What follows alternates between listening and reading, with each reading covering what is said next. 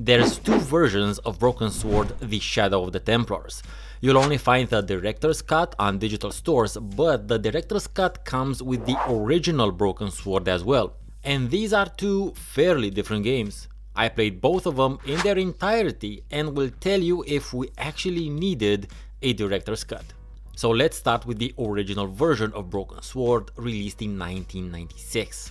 The first thing that will strike you is the fluidity of the animations, both in terms of the cutscenes as well as during the gameplay proper. They feature that particular European animation feel of rotoscoped fluidity, but they're not perfect recreations of actual movement. Instead, the style is characterized by mildly over-exaggerated motions, which makes the animations really cool to watch, even if a bit slow here and there. The second thing you notice is the game beginning with a bombing. Our hero, American tourist George Stobart, is visiting Paris, and this tragic event will start him, and you by extension, on an adventure through several distinct countries where you'll somehow encounter characters that speak pretty good English. Speak you the Anglaise? Parlez-vous anglais? Yes, si, and indeed oui, and rather better than you by the sound of it.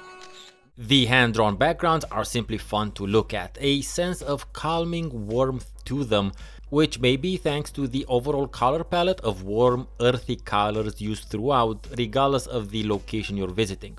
The original Broken Sword is a fun title to get back to or get into for the first time, but I had forgotten in how many places you can die. Despite the overall semi-comedic tone of the game, I need to give you a word of warning. You can die in Broken Sword. At several points in the game actually. I mean, the game starts with a cafe blowing up and a murder. We should sort of be on guard for it, but I do remember being very unpleasantly surprised when I initially played it. Not because it doesn't fit the story being told, mind you. It quite does. Characters get killed all throughout the game. It's just that I personally don't really like it when you can die in adventure games, which is one of the reasons I'm not super keen on any of the Sierra Quest games. Some of the possible deaths get telegraphed. I have a really bad feeling about this. Some do not. What I can also add is that these dying situations increase in number the closer you get to the end, so keep on saving.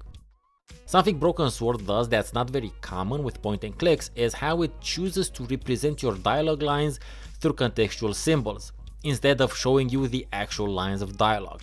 I don't know what spurred on this design choice, but it is also worth mentioning how you will need to click several times on the same symbol if the option is there to get more information on the subject, and this usually leads you to progressing the story.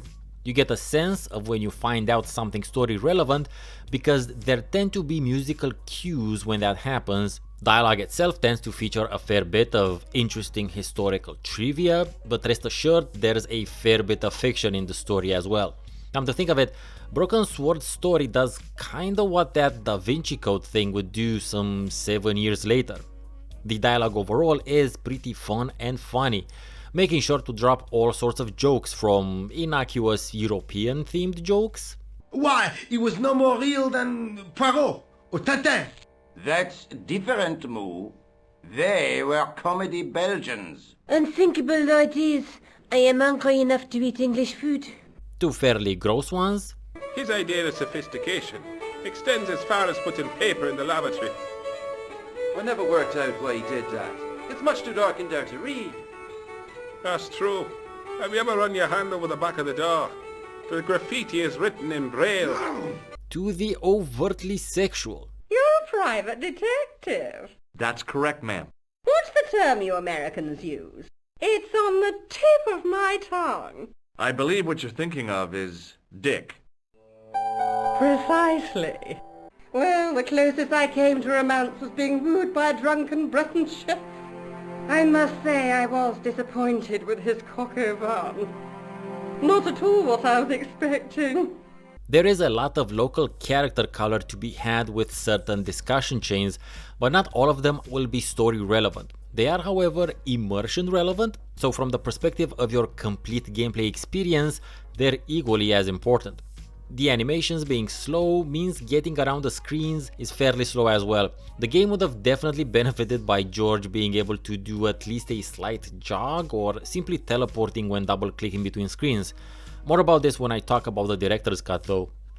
The puzzles require a fair bit of going to and fro between various screens, but otherwise their solutions are usually hinted at, either in the dialogue or in George's narration. The game is rooted in reality, so no moon logic here, but one hint I can give you is that generally the hints the game offers are quite literal in nature. Do with that what you will.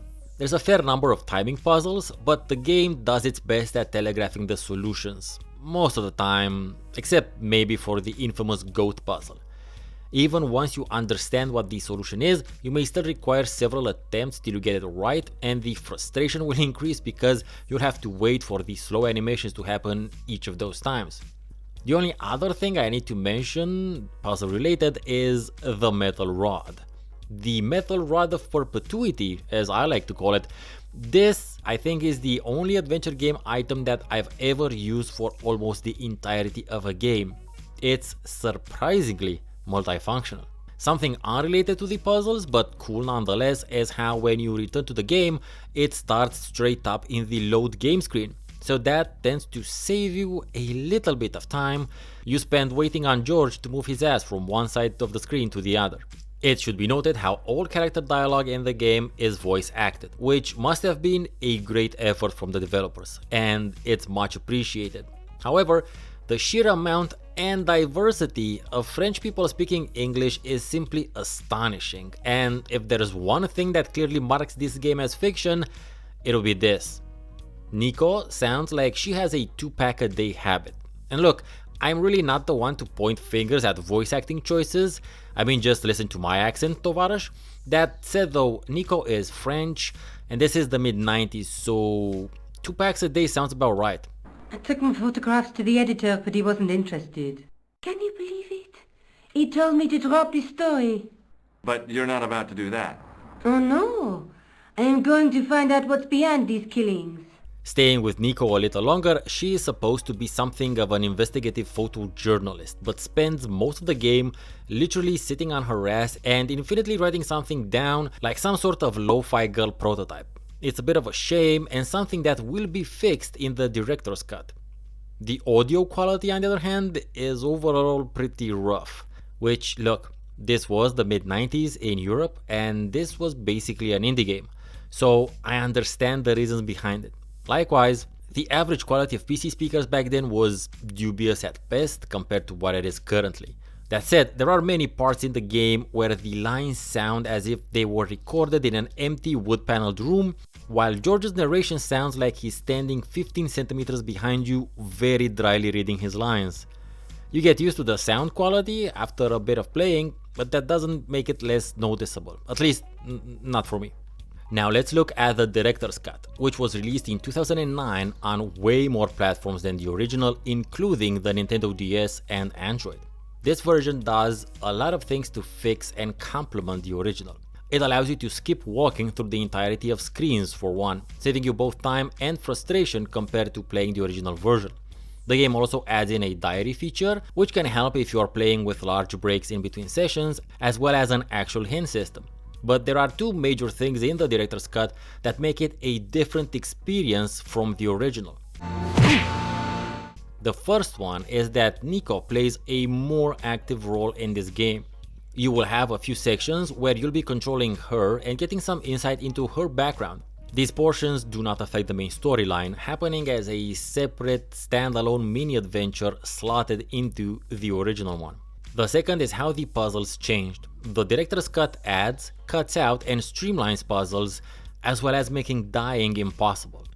The game's presence, now on touch-sensitive platforms, meant puzzles could feature different mechanics, like slider puzzles for instance. Several of these were added, particularly in the Nico sections, while some already existing puzzles were changed to benefit from these more interactive possibilities. There's nothing inherently wrong with any of these changes, however, some puzzles from the original version were simplified and most of the timing puzzles were modified into not being timing puzzles anymore.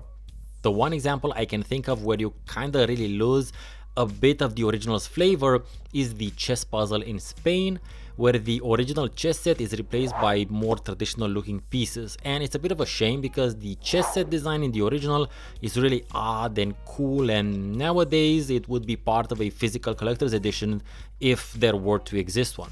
The director's cut is a smoother and easier to play experience, on the one hand because you cannot die, and on the other because hotspots are now clearly illustrated when your cursor is in the general vicinity of one.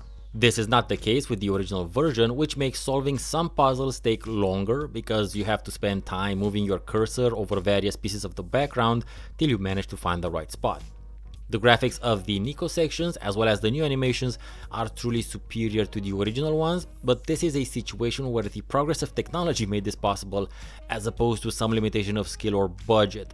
Keep in mind, the two versions came out at a 13-year distance from each other. So which is the best version of the first Broken Sword game, the original or the director's cut? Well, it depends. For those of you who are old school point and click adventure fans who want the original experience with the highest degree of both challenge and frustration, then the original version is for you.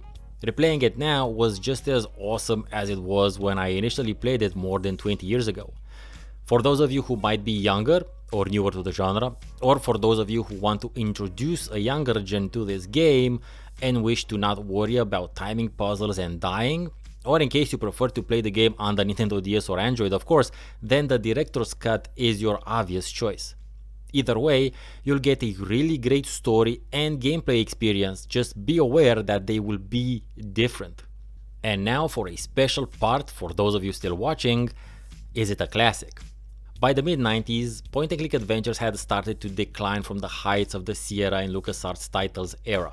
Sure, the writing wouldn't be clearly on the wall till around 1998's Grim Fandango, but Broken Sword managed to come along at the right time with the perfect amount of quality to embed itself firmly into point-and-click history, and for better or worse has managed to build itself into quite the series well into the present.